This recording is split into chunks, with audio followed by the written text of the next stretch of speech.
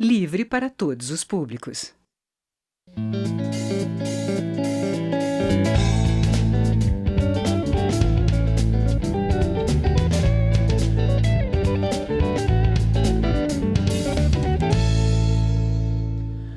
A Previdência Rural, pelas singularidades do setor, já é um dos principais pontos de desentendimento no âmbito da grande polêmica em que se transformou o debate sobre a reforma da Previdência. Até porque não existe apenas um setor rural, mas diversos, dependendo do estado, da região, do tipo de profissional envolvido na agricultura e por aí vai. Como definir uma legislação capaz de unificar tantas divergências dentro de tantos Brasis? Só para ficar num exemplo, como cobrar a contribuição previdenciária dos produtores rurais nordestinos que enfrentam a estiagem que já se estende por mais de 5 anos? E como fiscalizar a real prestação de serviço dos produtores rurais nos socavões do chamado Brasil Profundo, por exemplo, para fins de cálculo da aposentadoria? O deputado Heitor Suc, do PSB do Rio Grande do Sul, já adiantou, é simplesmente contra a reforma da Previdência. Ele está aqui com a gente. Deputado, será que não dá mesmo para compatibilizar essas divergências todas? Olha, Paulo, em primeiro lugar é preciso dizer aquilo que o senhor disse aqui. O Brasil, ele é diferente do norte, do sul, do centro-oeste. E a agricultura é mais diferente ainda. Se eu olhar aqui só o Rio Grande do Sul, a região de campanha, de fronteira, divisa com o Uruguai e Argentina, é um tipo de agricultura, mas onde predomina a pecuária e a agricultura agora vem chegando, mas numa escala grande. Se eu olho a região colonial, são pequenas propriedades, 5, 8, 10, 15. Ali nós vamos ter tabaco num lugar, aviário no outro, nós vamos ter leite na outra propriedade, enfim, é uma diversificação total. Aí eu subo a serra, me deparo com aqueles... Você está falando de um estado só. Só do Rio Grande do Sul. Aí eu chego na serra, os gringos com as frutas, a uva, o vinho, é outra realidade. Eu ando um pouquinho mais, chego em Vacaria, dos campos de cima da serra, as grandes propriedades da maçã, das frutas. Então o Rio Grande do Sul, por si só, tem pelo menos 5, 6 realidades completamente diferentes nessa questão rural, agrícola. A partir daí, a gente poderia dizer o seguinte, é inaceitável a proposta da PEC que quer fazer a contribuição individual ou mensal, bimensal, semestral dos agricultores porque eles não têm carteira assinada, não têm fundo de garantia, não têm férias, não têm 13º, não têm uma renda fixa, depende da safra, da colheita, do plano agrícola, da economia como um todo. Além e é lógico de São Pedro. Pois é, além do mais, esse agricultor está lá essa expressão que eu usei aí, lá nos socavões do Brasil. Como fiscalizar? Eu até entendo o governo que ele quer saber aonde está esse agricultor, aonde ele mora, quem está com ele. Até o IBGE fez o último censo dele faz tempo, 2006. Nós avançamos muito nesse tempo. Ninguém sabe quantos tratores, quantas máquinas agrícolas, quantas ensiladeiras os agricultores compraram nesse tempo, irrigados pelo Programa Nacional de Fortalecimento da Agricultura Familiar, o PRONAF. Melhorou? Melhorou. E era para melhorar. Chegou mais energia elétrica? Chegou. Isso é sinônimo de desenvolvimento. Agora, essa PEC que está posta aí, Paulo, ela vai na direção contrária. Como é que um rapaz que na agricultura começa a trabalhar cedo, ou a moça que começa também a trabalhar cedo, vai ficar lá até os 65 anos de idade? As intempéries do tempo, do frio, da seca, da chuva, da geada, do granizo, do vendaval. E o agricultor que iremos... Você está falando do Rio Grande do Sul. Do Brasil inteiro. E eu estou aqui com a cabeça no meu Nordeste. Pois então. Imagina no Nordeste, onde a expectativa de vida é bem mais baixa. Então ninguém mais vai se aposentar. Ninguém nessa perspectiva. Por quê? Nós sabemos todos de que nós temos gente que dura 90 anos lá no meio rural. Mas como é que vai se chegar a uma média de 70 hoje? Significa que muitos falecem antes dos 65, que é o que está nesse projeto. Então, nós temos que fazer o seguinte, o governo deveria ter a grandeza, depois que ele já viu que apareceram mais de 150 emendas, Algumas até já foram rejeitadas por ausência de assinaturas, enfim. Olha, pessoal, vamos fazer o seguinte, os rurais, vamos fazer que nem os militares, separa e vamos conversar.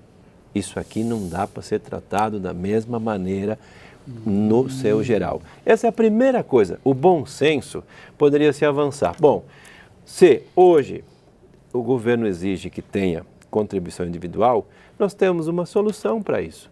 Implementa o que já tem nos estados do Sul, a contribuição sobre a produção. O governo vai saber onde as pessoas moram, onde é o sítio, onde é a propriedade, o que ele produz, o que ele comercializa.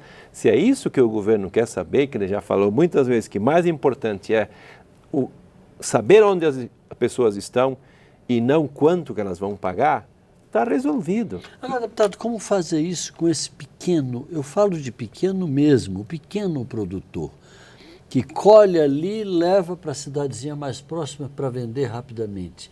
Como é que vai se aferir o faturamento desse microprodutor rural? Nós no Rio que Grande trabalha na propriedade pequena. Nós no Rio Grande do Sul temos um sistema implementado desde a década de 60. Cada agricultor, sua família, pode colocar o nome só de uma pessoa ou de todos os membros da família no que nós chamamos de bloco produtor modelo 15. Cada família vai lá na receita estadual, que é conveniada com as prefeituras municipais, recebe aquele bloco e toda vez que efetiva uma venda, ele tira a nota fiscal que acompanha a mercadoria. Funciona bem? Uma beleza. Aliás, no Rio Grande do Sul agora, nós já estamos entrando na fase da nota fiscal eletrônica, via satélite. Porque o bloco tem 10 notas. Às vezes o agricultor efetiva 2, 3, 4 vendas num ano. Então aquele bloco dura 2, 3 anos. Agora com a nota fiscal eletrônica, o que acontece? O fisco fica sabendo na hora o que é comercializado. E a partir daí os municípios fazem a conta para se credenciarem aos índices do ICMS e do Fundo de Participação dos Municípios. Essa instantaneidade de informação faz com que as prefeituras estejam sempre com os dados cadastrais em dia. Isso tem a ver com as emendas parlamentares, com o FPM, com todo o IDH, enfim, toda essa parafernália de números de população, de produção, de PIB, e que inclusive a gente utiliza-se muito disso, via inclusive órgãos de pesquisa, da Embrapa, da Emater e outros, para que a gente possa suprir essa ausência que o IBGE, infelizmente, nos últimos tempos não tem feito o recenseamento e o censo agropecuário. O senhor está falando da realidade do Rio Grande do Sul, a gente continua insistindo, quer dizer, como justificar essa cobrança individual diante de uma realidade como essa, que é a produção familiar? A lei hoje determina... Que, aliás, é incentivada e deve ser mesmo. Perfeito. E nenhum agricultor está se negando a contribuir. Eu não ouvi nenhuma manifestação até agora dizer, olha, nós não queremos contribuir. O que o agricultor quer é o seguinte, ele quer estar dentro da lei. A lei determina que sobre a produção se desconte 2,1% a título de previdência, 0,1% a título do Serviço Nacional de Aprendizagem Rural, que é o Senar, e tem mais um 0,1% ali que é para a questão do acidente de trabalho que é recolhido separadamente. Mas a fonte é a mesma, a origem é a mesma. Então o que nós temos? O agricultor que produz bastante, ele vai contribuir mais. Aquele pequenininho que contribui pouco, ele vai pagar pouco, mas ele vai fazer a sua parte. Então, o que nós estamos dizendo, insistindo com o governo, é de que se o governo quer saber aonde está o produtor, o que ele planta, o que ele produz, o que ele movimenta na economia, porque se ele lida com hortifruti e granjeiros, ele está também abastecendo uma outra rede que é do fornecedor das sementes, das mudas e outras coisas mais. A produção de suco. A produção, hoje a merenda escolar por lei, no mínimo as prefeituras têm que comprar 30% desse segmento da produção local da agricultura familiar. É o governo querer fazer a parte dele, que pode ter certeza que os agricultores, os seus movimentos, os sindicatos, as cooperativas, têm a parte operacional montada para implementar isso sem prejuízo para ninguém. Só para a gente encerrar, uma pergunta com dois aspectos. O primeiro, esses órgãos diretamente envolvidos nessa questão, Ministério da Agricultura, Senar, não sei o quê, blá, blá, blá, blá, estão articulados em torno de uma proposta comum a ser apresentada ao governo? E a segunda, o governo está sensível a essas reivindicações que o senhor acaba de apresentar aqui? Eu não vejo que o governo dialogue um setor com o outro, um ministério com o outro. Isso é natural e tradicional, a não ser naqueles fóruns, nas câmaras setoriais. As câmaras existem e todos participam disso. Assim como tem também a discussão no Senar, que não é uma coisa de um lado só, é dos trabalhadores, é tripartite, o governo participa.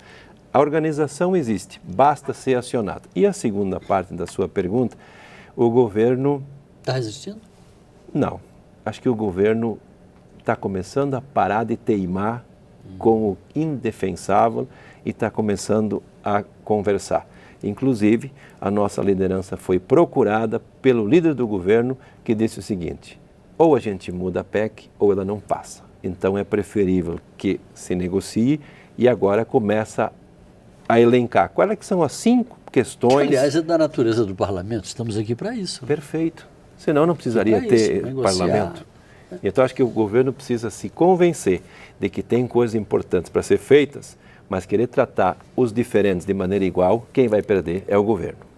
Deputado Heitor Sucre, do PSB do Rio Grande do Sul. Muito obrigado pela sua participação. Volte sempre. Muito obrigado, estamos à disposição. Você de casa, muito obrigado pela audiência. Se quiser assistir novamente a esta edição do Palavra Aberta, ou qualquer outra edição desse programa, é só entrar no nosso site. Anote aí, câmara.leg.br/Palavra Aberta, tudo junto. Um abraço e até a próxima.